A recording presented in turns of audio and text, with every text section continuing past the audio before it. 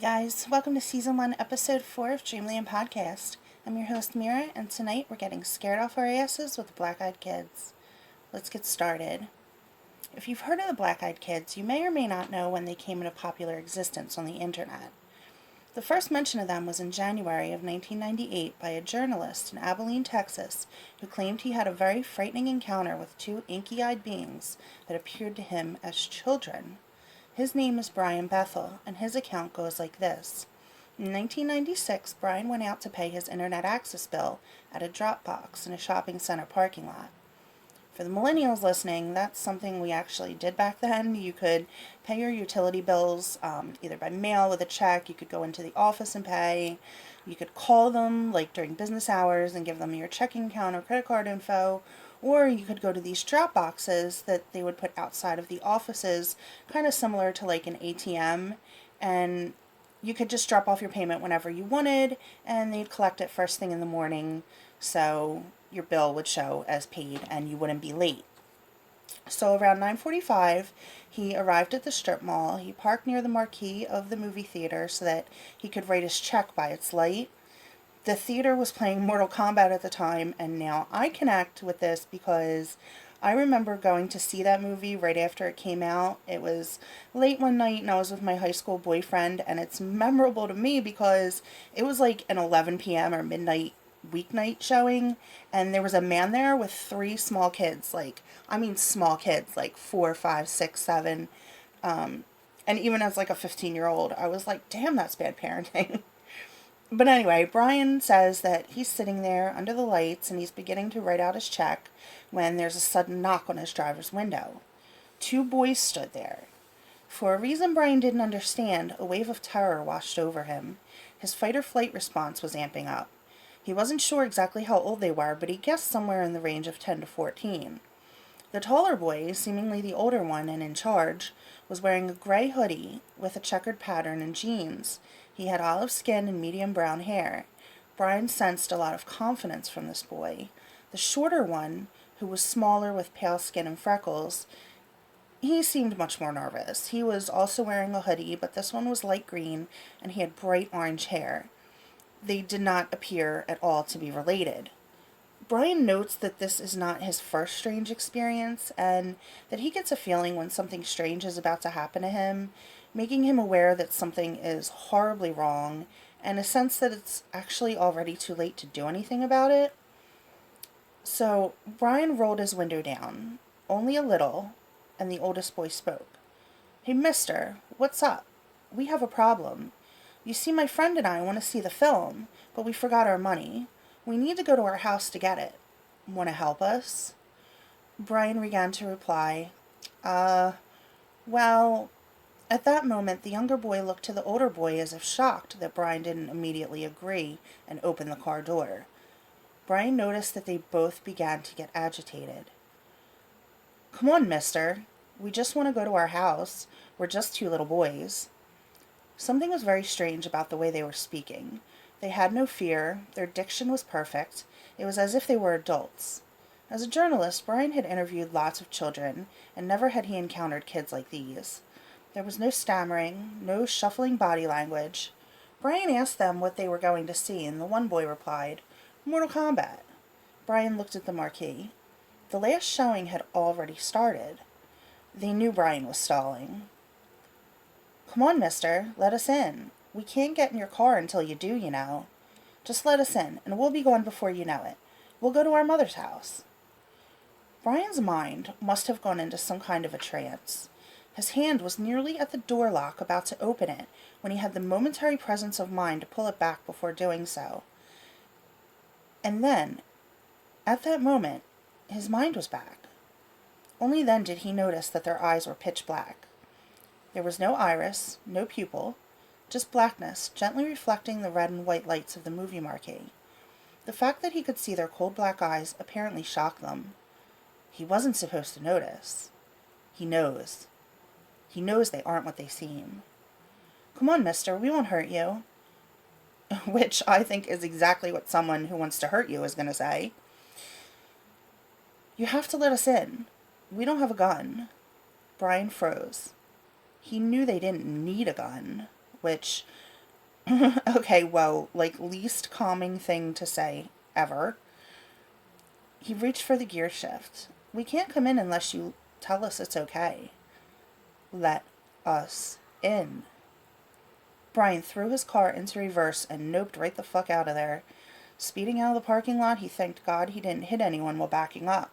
He could still see the boys in his peripheral vision, but when he turned to look straight at them one more time, the sidewalk, where they had been, was empty. Brian had a friend named Chad, who happened to be hanging out with another friend who claimed she had some psychic ability when Brian called him to retell the encounter. Chad put Brian on speaker. Brian told the story, leaving out the part about the black eyes, until the end, for dramatic effect. When he was stopped cold by the woman. These children had black eyes, right? I mean, all black eyes? Brian answered affirmatively. I had a dream last week about children with black eyes, she said. They were right outside my house, wanting to be let in, but there was something wrong with them. It took me a while to realize it was the eyes. So what did you do? Asked Brian. I knew if they came in that they'd kill me, and they would have killed you too if you had let them into your car. Brian says he felt like they were hunting him, as if he was their prey. Now, some argue that Brian is a writer, so he likely made up this story, but Brian denies that. He hasn't made any big profits from telling his story. In fact, it's actually hurt his journalism career because if you Google Brian Bethel's name, this story is what comes up. He has been criticized, he's been called crazy, and accused of lying for sharing this experience. He's actually suffered insomnia and PTSD for years after this, often driving by the spot looking for them again. So that is the internet inception story of the Black-Eyed Kids. There are stories that far predate the internet, but I'll get into them a little bit later. Let's talk about the characteristics of Black-Eyed Kids for a while, and I'm going to go ahead and shorten their description from referring to them as Black-Eyed Kids and just call them Becks, like BEK for Black-Eyed Kids, mostly from this point on. Sorry if you find that cringy. So I'm going to start discussing what all their run-ins seem to have in common. So let's begin with telepathic mind control. They seem to be able to put you into a trance and influence your actions like they did with Brian when he found his hand was wandering to unlock his car door. It's hypnotic and suggestible, and they always seem to know what you're going to do before you do it. They're usually between 5 and 15 years old, and they seem to need help. Helping a child is hard for most anyone to resist, especially when they're so young and sometimes appear underdressed for the weather, showing up in rain or cold or snow without coats or shoes. Sometimes appearing dirty and uncared for, they sometimes appear disheveled and pale, unhealthy. They disappear as soon as you look away. They say you can't enter your space without your permission. So what does that remind you of? I know everyone right now is yelling vampires at me, but that really is a common thread. So if this was some kid trying to rob you or something, what's stopping them from pushing their way in? What's making that rule for them that they can't come in without your permission? Is there some punishment for them if they enter without permission? Or are they literally unable to come in against your will? What's in charge of them? Maybe by granting them permission, you're giving them access to you? A musty, earthy smell often accompanies them. Their clothes appear vintage or homemade, like they couldn't quite get their appearance right. Like sometimes they look like they're from another time, or their clothing has no branding. Looks homemade. Something about it just looks wrong. They're emotionless until they get angry. Their eyes are completely black. Although all black contacts do exist, it's mostly for like movies and cosplay and stuff like that. They're expensive, they're hard to put in, and they're hard to see out of, supposedly. I mean, kids aren't breaking out $100 for costume lenses for pranks. Noticing their eyes is usually what snaps people out of the trance that they seem to put you in. Either the person doesn't notice the black eyes right away, like they aren't seeing them for what they really are, or they turn black suddenly. They are often wearing hoodies or keep their heads down to hide their eyes. You find that in mythology, demons and evil beings having black eyes is a common phenomenon. Even in Hollywood movies, it's a mark of possession or evil. It denotes a frightening, otherworldly kind of characteristic. They speak with perfect diction and speak like educated adults, usually sounding rehearsed. So, okay, I have a 6-year-old, and I can tell you that they shuffle around, they look around everywhere, they sometimes stutter or search for the right word when they're speaking to you. They definitely speak with emotion and attitude and feeling. The Becks are well spoken, they are demanding, they're monotone. At first they come across as non-aggressive and polite, but they will keep asking, and if you continue to deny them, that's when they get angry. They become demanding, sometimes they're screaming, they're banging on the door, but if you hold your ground, they will eventually disappear. Some phrases that they're known to use are, we need to use the phone, we need to get home to mother, he's worried, let us in, we need to use the bathroom, and is it food time? Okay, ew. I am like you, a human, not a being of darkness. So these things they say are really weird. Apparently, they have never actually physically assaulted anyone. There are often electrical disturbances or periods of missed time around these experiences. They must ask for something they would have to come inside for. So they always have an excuse for needing to get into your space, whether it's your home or in your car. So what happens if you do let them in? Number 1, do not let them in. Here's a really chilling story about someone who did. The answer may lie in a report sent into the paranormal website Week in Weird. The account is from an anonymous woman from rural Vermont. One night around 2 a.m., the woman was sleeping when a sudden loud bang woke her. Looking through her window, she noticed a series of footprints through the snow surrounding her house. She could see someone standing at the front door, but feeling unsafe, she woke her husband. It was her husband who actually opened the door, revealing 2 children on the other side. The 2 children, a boy and a girl, appeared odd right away. Despite trudging through the snow, they were not wearing any heavy coats. Instead, they wore clothes reminiscent of Mennonites, despite the fact that no Mennonites lived anywhere near them. The woman stressed in her story that she normally wouldn't hesitate to welcome children in from a snowy night. Yet she felt uneasy. She asked them where their parents were, to which they only replied, "They'll be here soon," as cryptic as it is foreboding. Eventually, their parental instincts overcome their better judgment, and they allow the children to come into their room. The tone of the home shifted immediately. Pigeon, the couple's typically friendly house cat, became skittish and reluctant for interaction. He even retreated into the kitchen and hissed when the woman attempted to pet him. Hoping to ease some of the tension, the woman made hot cocoa while her husband stayed with the children.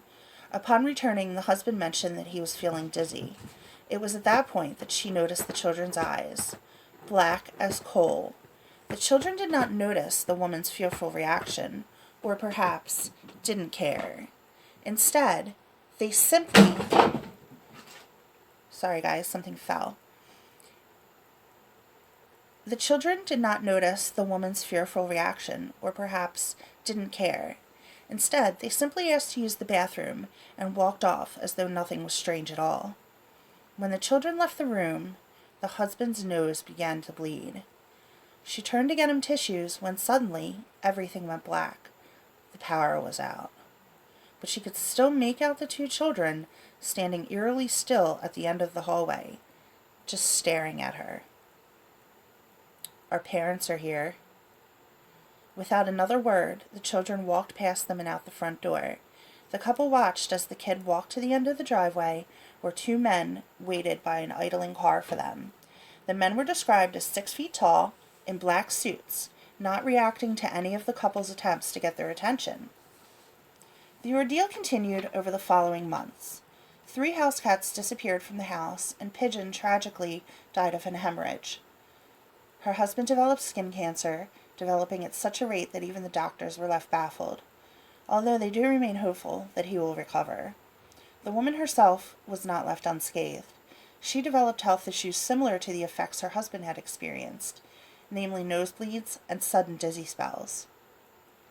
So that's really scary. Did the Becks actually cause their illnesses? Could they have been an omen, foretelling tragedy?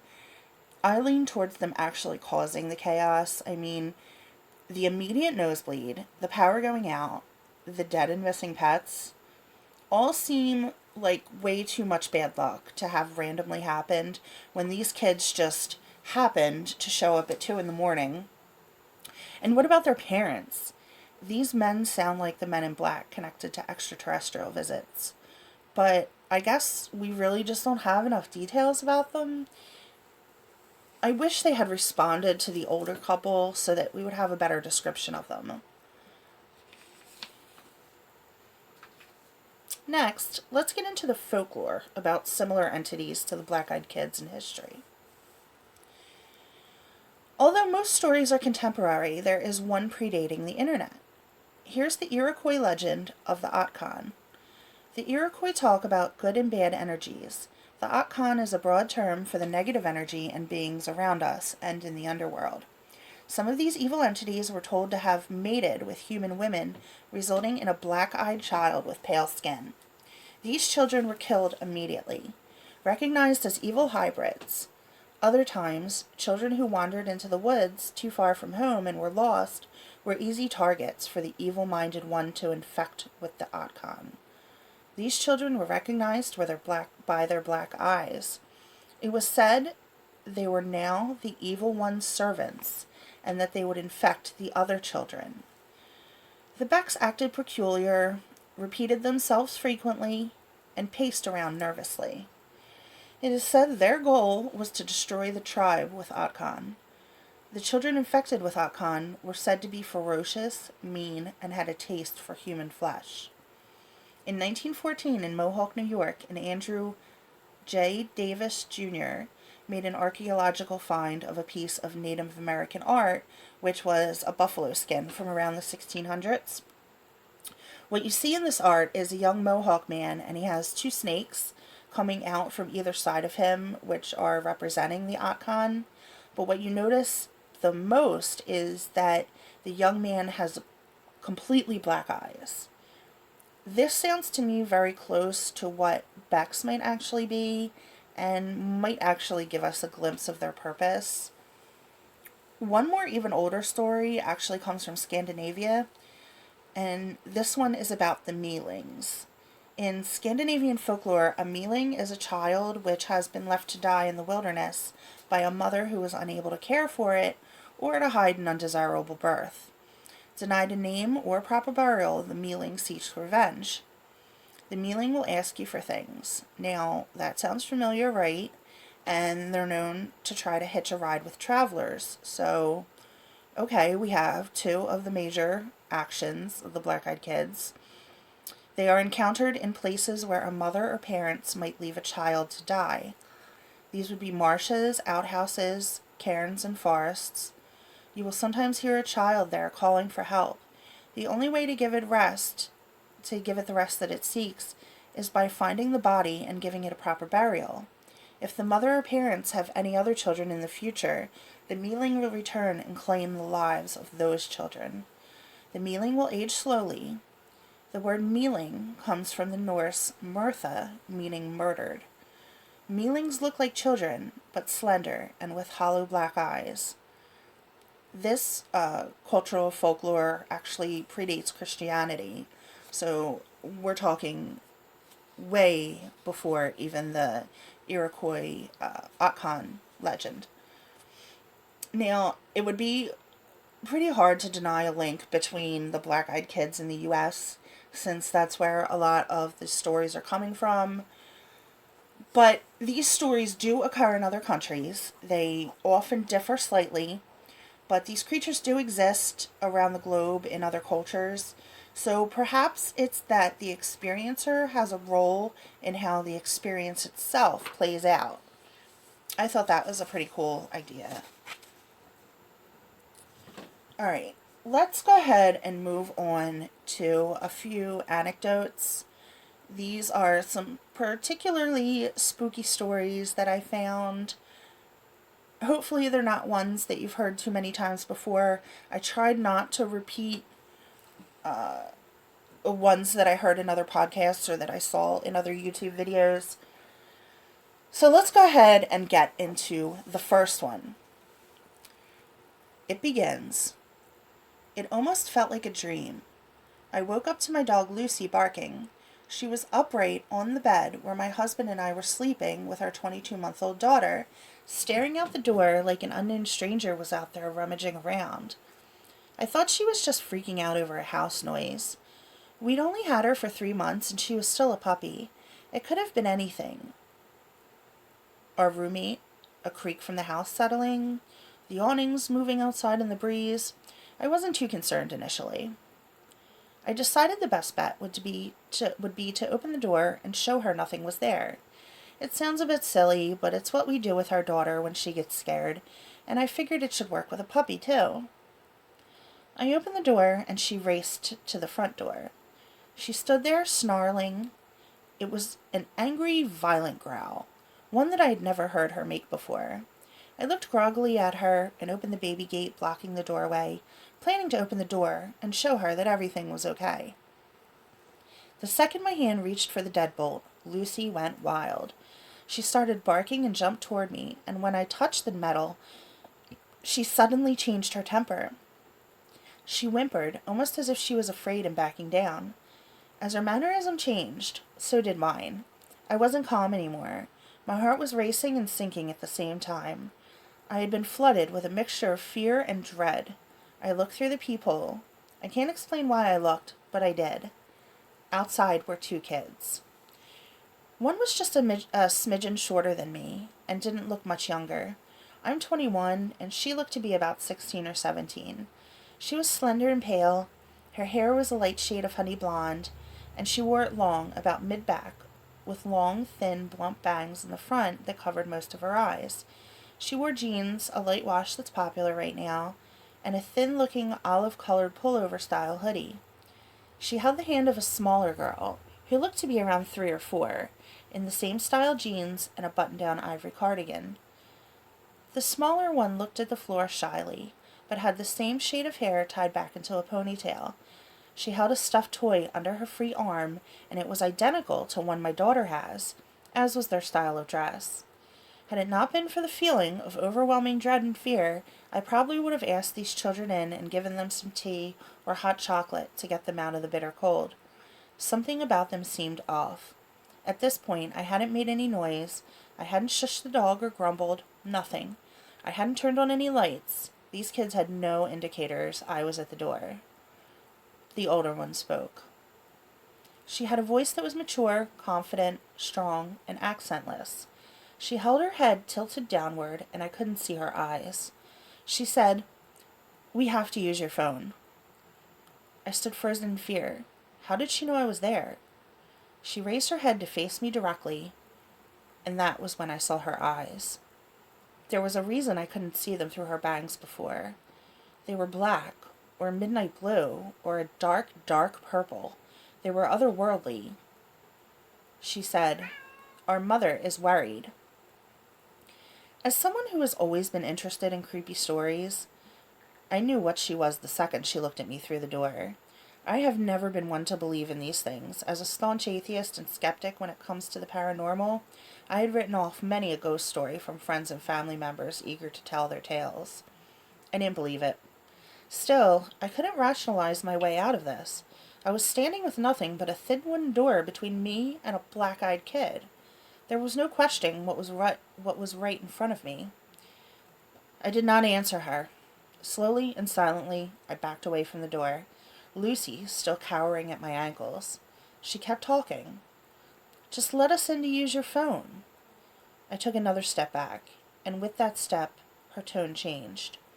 At first she seemed polite. When I took that second step back, she became commanding, almost hostile.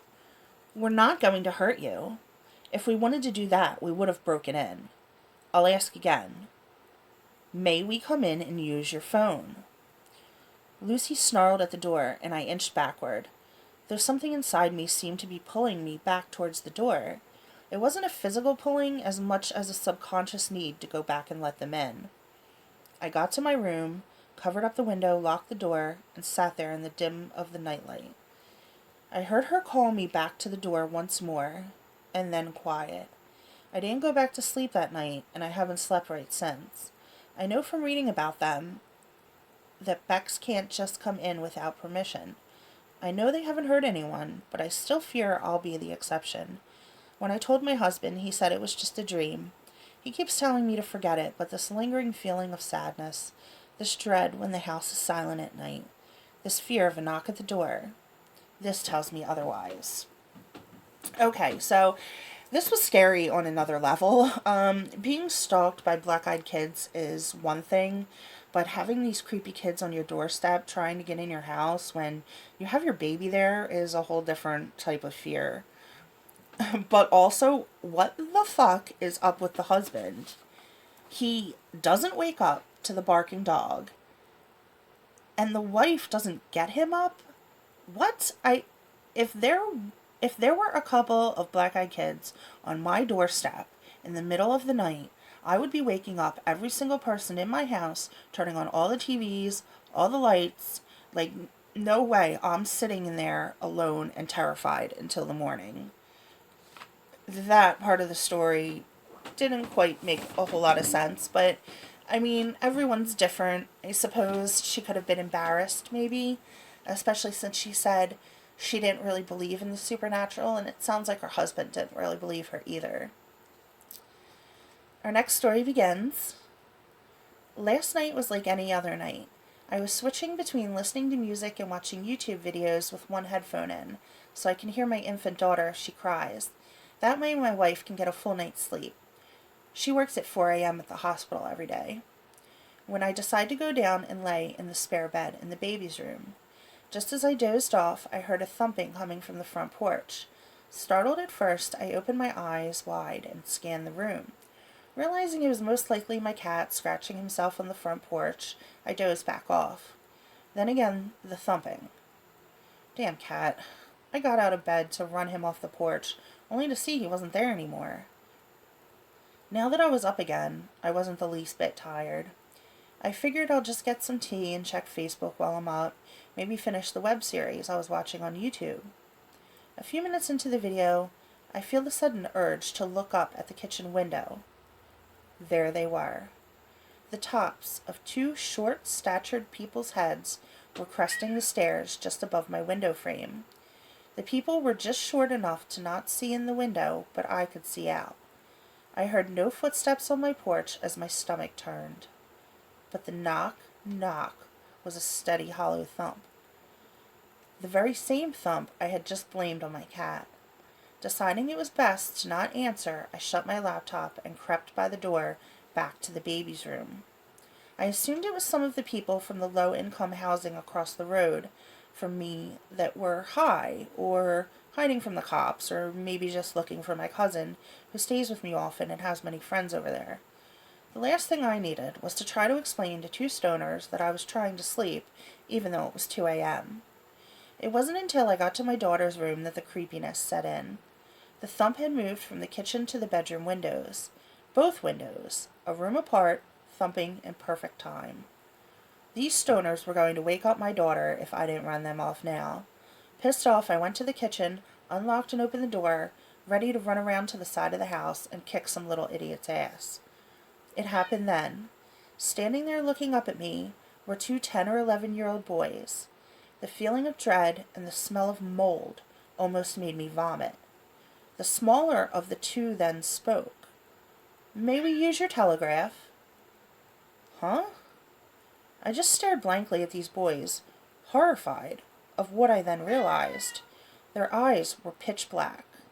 He asked again to use my telegraph.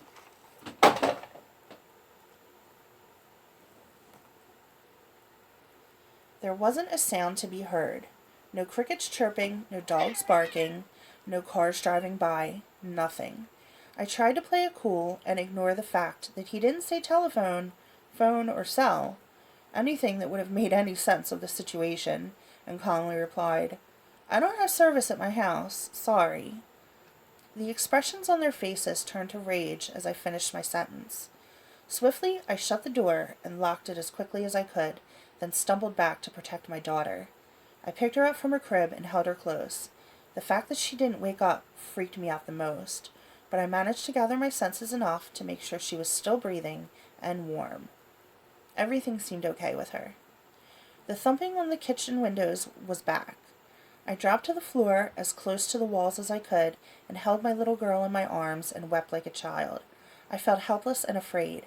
I lied there for what felt like hours, crying and shaking until I heard it. My wife's alarm clock.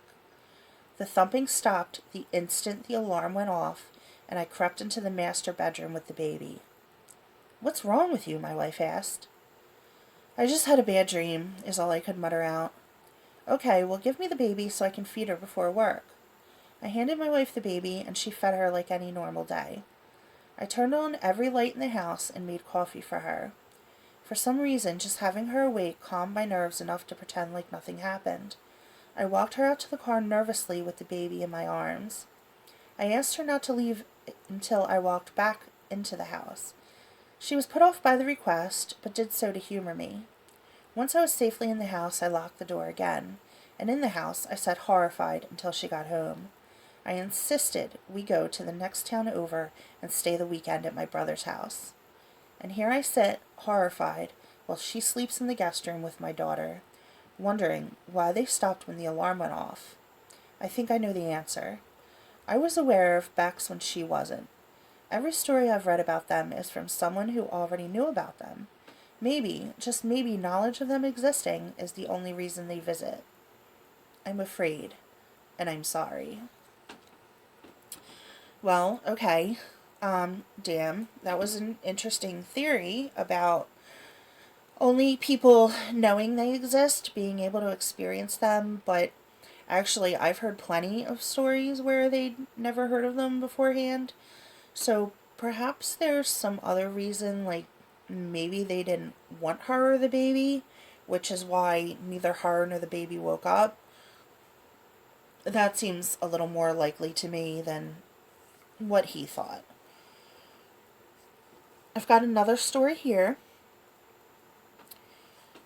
John Norwood was heading to his car on the third floor of a parking garage when one of the guys from the conference he'd just attended, Doug, asked him to drive him around the block a few times. He said there were some freaking looking kids hanging around his car and was hoping to kill some time while waiting for them to wander off. John let Doug in and they started cruising. When they neared his car, John saw the group Doug was talking about and agreed they were creepy. Three kids, 2 boys and a girl, all gothed out. The girl looked about 15, the boys around 14 and 10. They were intense, but John described it as if he really needed to look at them. He stopped driving. The kids maneuvered around his car, and the youngest one said, "It's scary out there, all alone, and we just wanted a ride home." One said Doug had offered them a ride home, which he denied. John felt as if his heart was going to erupt from his throat as adrenaline raced through him. Doug said he was getting out of the car. As soon as he reached for the handle, it was like the children got older somehow, and he saw their eyes were solid black. No pupil, no iris, nothing, just black. John threw the car into reverse and drove backwards, about 60 feet. The kids began to pursue them, so John took the car around the lot's corners, going around 30 miles an hour. He felt that they would die if he let those kids get to the car. He sped down 3 floors, only to find the oldest boy was already at the bottom of the garage when they came out. They sped past him out of the garage. When John turned around, the boy was gone, and so was that menacing feeling that had been building inside him since making contact with those kids. They waited 10 minutes before going back to Doug's car. The black-eyed children were nowhere in sight. It was then that Doug admitted he had given the younger kid a ride earlier, but felt scared when he saw the older child. Upon leaving the garage for the second time that night, the menacing feeling returned. John was behind Doug's car, watching helplessly as he misjudged the time it would take to get through the intersection on a yellow light. Doug was struck by a truck and died instantly. The police arrived and John gave his report, feeling uneasy the whole time. Only then did he look around and see the black-eyed children standing 2 blocks away, staring at him. Wow, so there is one of those stories where we find out what happens if you let these black-eyed kids in with you. Again, they don't hurt you themselves, but just being in their presence will, it seems, bring on tragedy for you. And this is the first story where I would hear that someone actually died as the result of an interaction with these kids. Here's a shorter story, but I found it really interesting. It's a little bit different than the other ones we've heard. This tale was posted online by a friend of the victim. It was while on a trip through Arcata, California, that this anonymous man stopped for a drink and ended up hitting it off with the attractive woman running the bar. After a bit of drinking and getting to know each other, she offered the traveler a place to stay for the night, and he drunkenly accepted. He left his car at the bar and headed back to her place. As they pulled into the front, that's when the unease crept in. He wasn't sure why, but her home creeped him out, and she started to creep him out as well. He claims she began to seem inhuman to him. This didn't stop him from going inside with her, though. After the woman had fallen asleep, he got up to get water. During his trek to the kitchen, he realized her house was full of children. They weren't normal children either. They were quiet and creepy and wandering around the house aimlessly at 2 a.m. He had a horrible feeling about them before he even noticed their eyes. Completely black, all of them. There was no conversation, no attack. He was just faced with the black-eyed children and then sent off on his merry way the next day. A little over a month after his strange experience, the man, described as very healthy, was diagnosed with an aggressive form of bladder cancer. He died 6 months later, believing it was those black-eyed children that were responsible. So here it is again, an alleged confirmation that just being around black-eyed kids will cause catastrophe for you. My last story for the night begins like this. 18-year-old Karis Holdsworth was heading home to her apartment after a night out. It was just before 11 p.m. She noticed there were 2 teenage boys she'd never seen before, just standing in her yard. This put her on edge a bit, so she reached into her purse to make sure her pepper spray was readily available. With a firm grip on her only weapon, she attempted to sneak past them unnoticed. No such luck. They both turned simultaneously. She instantly felt a primal terror and gripped the canister still in her purse. As if they knew what was hiding in her bag and what she was thinking, the older one said, "No need for that. We just want to borrow your phone, miss." It was then that Holdsworth noticed their eyes. Pitch black, no white at all. She felt her flight response kick into gear as she darted for her door, fumbling for her keys as the black-eyed boys followed her. "Please, miss, my mother won't be happy if she doesn't know where we are." Every instinct in her knew she had to get away from them. Part of her felt a twinge of guilt considered helping them, but that feeling was quickly buried in deep by a sense of dread that was steadily washing over her. She made it inside, slammed the door shut, and locked it with a sigh of relief. She headed for her kitchen, but then came the knock. She decided to ignore it, They knocked again, and that feeling of dread began to make its way through her body. She decided she'd brave a silent peek through the peephole. There they were, staring at her through the peephole as if they could see inside. "Just let us in to use the phone," one said. "We won't hurt you. We have no weapons to hurt you with." Holdsworth ordered them to leave her alone. She made sure everything was locked tight and called a friend to come over. The boys didn't leave until the friend showed up, who felt the same overwhelming sense of danger when she arrived. Holdsworth soon moved away after that, and now always checks her peephole before opening the door. And there's that remark we've heard about them making before, that they have no weapons to hurt you with. It's pretty easy, I think, to read between the lines when they say this, like, "Hey lady, we don't have a weapon to hurt you with, because we don't need a weapon to be able to hurt you." Well, how was that for some scare your pants off stories? After reading all those accounts the last couple days, I will definitely be on the highest alert after dark if someone knocks on my door. I mean, I live in the Pine Barrens to begin with, which is rural and creepy enough at night, but now I've got one more reason to be on edge.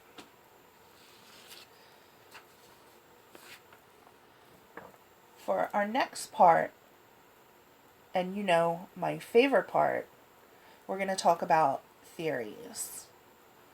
One theory about the Becks is that they are all just creepypastas. So let me briefly explain what a creepypasta is. It comes from the term copy and paste. People would see scary stories written online and just copy and paste them to other websites. The stories then make their way around and new stories are written using the same subject. So did the Becks begin as creepypasta? There is some debate. An example of one thing that for sure did come from creepypastas is Slender Man. That's something that came from a picture that won a Photoshop contest on a website called Something Awful, where a user, Eric Knudsen, made up the creature. And even though Slender Man isn't real, it took off with kids who got really into it, some claiming they had sworn allegiance to the fictional character, and actually committing pretty horrible crimes in its name. So these ideas can, in a way, come to life when they're thought by some to be real, though some stories are clearly made up, others actually have a ring of truth. While collecting these stories, it's likely most are half truth and half embellishment. It is possible that by publishing this story on the internet, we're helping Brian Bethel create a reality where black-eyed kids do exist. Are we manifesting them into existence right at this moment while I talk about them? I think that's a fascinating way to look at things. So, are Becks invented by the internet? Maybe, but I don't think so. Now, what if they are real kids playing pranks on people? Although all black contact lenses exist, it's mostly for movies and like cosplay. They are expensive, they're hard to put in, and I understand that they're also really hard to see out of. Kids aren't breaking out $100 for costume lenses for pranks. But okay, that's possible. Although remember, a lot of these kids are as young as 5 or 6. So would they be pulling these advanced pranks? What also nullifies this theory for me is that they can disappear in a moment if you look away. Same goes for the argument that these kids are kids that have medical conditions or that they're on drugs that dilate your eyes. Well, homeless kids on drugs could definitely look disheveled and have like a forwardness or a willingness to confront you, asking for things or trying to get into your house. That still doesn't explain disappearing in an instant or the ability to put you into a suggestive state. Next, vampires. Could they be vampires? The similarities can't be ignored. I'll say that for sure. They almost always appear after dark. They have the ability to put you in a trance and manipulate your actions telepathically. They disappear in an instant. Many vampires are described as having black soulless eyes. They want to enter your property but can't without your permission. This all sounds like pretty vampire-y to me. Oh, and don't forget, they often talk as if they're from like a time past, like educated adults. But in the no column for them being vampires, we have never seen them hurting anyone physically. Even in the story where the woman and her husband did let them in, they didn't attempt to assault them or take their blood. And in many stories, they aren't trying to get into your home, they want into your car. And there's nothing about vampires needing permission to attack you in your car. So, could they be hybrid alien children? Well, the eyes would be similar, all black and glassy like the Greys. Also, their size. They might be adults after all, but just smaller in stature, like the Grey ETs. But aliens usually come with UFO sightings, which aren't known to coincide with black-eyed kid encounters. And why would ETs need permission to come in? Like, do they have some kind of abduction honor code? I should also bring up, in one of the stories that I read, remember the kids said their parents are here, and their parents turned out to be these two men in black suits, tall men in black suits. So, I mean, it's an idea, but again, I don't think so. Now, what about hallucinogenic experiences?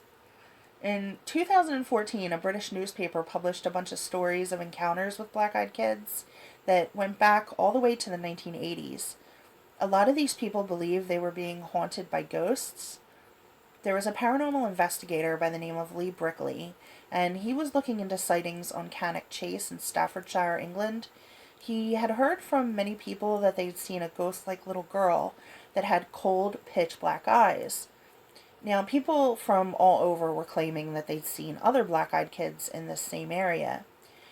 The newspapers published a story claiming that there had been a military experiment that resulted in an accidental chemical leak that was causing hallucinations. But I definitely don't agree with this one. I mean, everyone's brain is going to react to a certain type of chemical differently. I mean, I've never heard of a hallucinogen that produces the same type of image for everyone, you know? Who knows, maybe the government had some top secret drug experiment that makes you only trip black-eyed children, which, that's fucking scary to think about, but I'm sure in most cases everyone would be tripping on something different. And I've got some credibility on this subject, man. I have tripped a lot, like a lot. LSD, microdots, shrooms, ecstasy, I mean, a lot of times, okay? And I have never had a shared hallucination with anyone else. I feel strongly that they are an evil spiritual entity. So let's agree they're real. What are they and what do they want? My vote is for evil entities, maybe an elemental evil, possibly interdimensional beings.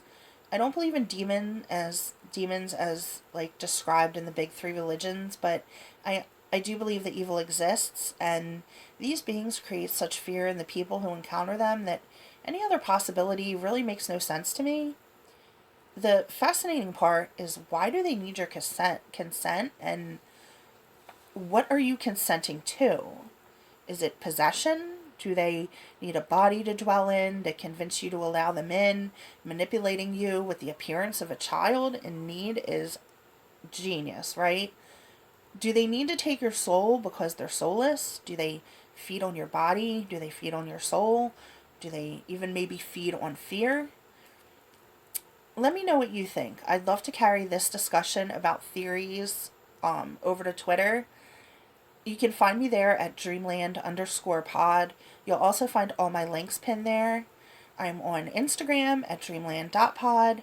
The shows also go up on YouTube at Dreamland Podcast. And email me whatever you want at dreamlandpodcastmira, that's MERA @gmail.com. I hope you guys had fun with me tonight on this topic, because I had a great time researching these creepy little freaks. Be safe, and I will see you on the next episode of Dreamland Podcast. Bye!